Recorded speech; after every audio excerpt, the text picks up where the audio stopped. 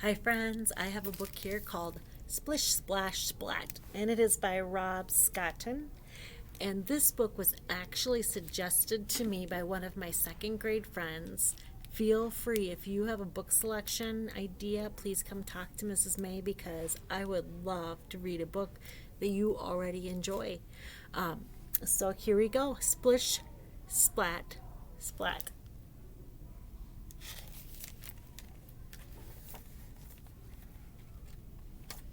Splat purred happily in his sleep as candy fish of all shapes and sizes swam through his dreams. He reached out to catch one. Sounds delicious.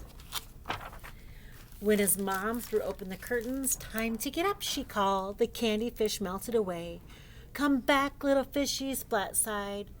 "Oh, I almost forgot," Splat's mom said. "Spike's coming over for a play date after cat school." "Spike, Spike, Spike," spluttering Splat. "Spike will eat all of the candy fish and play with my toys until they break." I'm not sure he's a fan of Spike. If Spike will eat all of his things and break his things. "There will be plenty of candy fish, and we'll put away your favorite toy," said his mom. "Although, wouldn't it be nice if you shared?"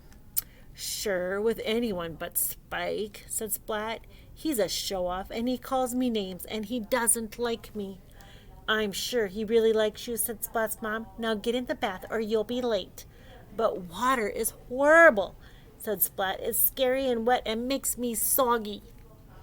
"And don't forget to wash behind your ears," said Mom. I didn't show you the picture, sorry. A few seconds later, "Finished!" cried Splat. "I think you missed a spot," said his mom. "Aw," said Splat with a splash, and he lowered himself in the water. "Oh, I almost forgot.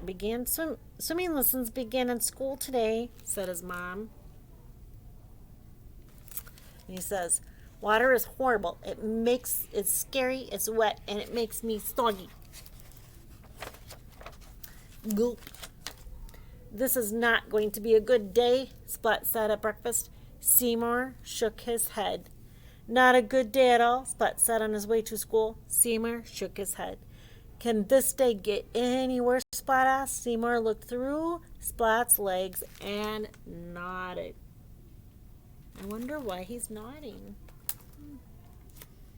What happens next? "Oh, hi, Splatty. Last one to school is a loser," and Spike with a grin. Spike sped through a puddle with a splash, and he was gone. "What a show-off," said Splat. "It is definitely going to be the worst day ever." In class, Mrs. Wimpy Dimple made an announcement. "Today, class, we are going to learn how to swim." The class fell silent. Almost.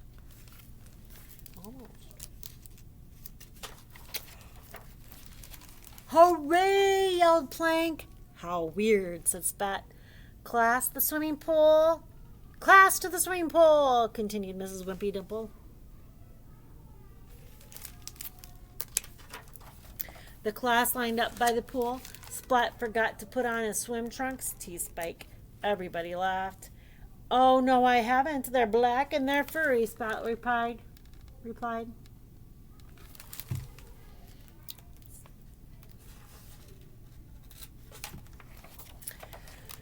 "It's time to get in the water," Mrs. Wimpy Dimple said. "Yippee!" cried Plank, and he jumped into the pool. "That's really weird," said Splat. "Me next," cried Spike, and he rushed up to the pool's edge, and then he stopped, and he stepped back. "I forgot something," he said. Some of the class went slowly and stepped up and into the pool. I wonder what he forgot. "Me next," cried Spike again. He rushed to the pool's edge. Oh, look, he has his floaty. But once again, he didn't get in. "I forgot something else," he said. More of the class got into the pool. Soon there were only 2 cats left by the side of the pool, Splat, Splat and Spike. Come on in, said Mrs. Wimpy Dimple. It's a lot of fun. Splat couldn't keep quiet any longer. Water is horrible, he blurted, hiding behind Spike. Yes, yes, it's horrible, said Spike, hiding behind Splat. Oh, look at that. Neither one of them like it. They're hiding behind each other. Water is scary and wet, they cried together, and it makes us soggy. I wonder if they'll ever get in the pool. What do you think? Splat was confused. He thought Spike wasn't afraid of anything, but Spike was just as scared as he was. Splat felt sorry for him. Splat looked at Seymour. Ah, he thought. Then Spike saw the strangest thing. A candy fish floated in front of his face. Spike tried to catch it, and he missed. He tried again and again, but still couldn't catch it. Then he made one last effort, and finally, Then Spike realized that he was standing in the swimming pool. How did that happen, he wondered. It doesn't feel horrible or scary or too wet, thought Spike. Hey, Splatty, last one to the other side is a loser. If Spike can do it, so can I, thought Splat. He took a deep breath. Splat! It tickles, said Splat. Water's not horrible at all. Splat called to Spike. Last one to the other side is a loser.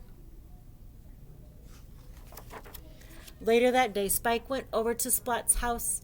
He ate lots of candy fish and played with Splat's toys, but he only broke one. He also gave Splat the perfect present. I wonder what's in the present.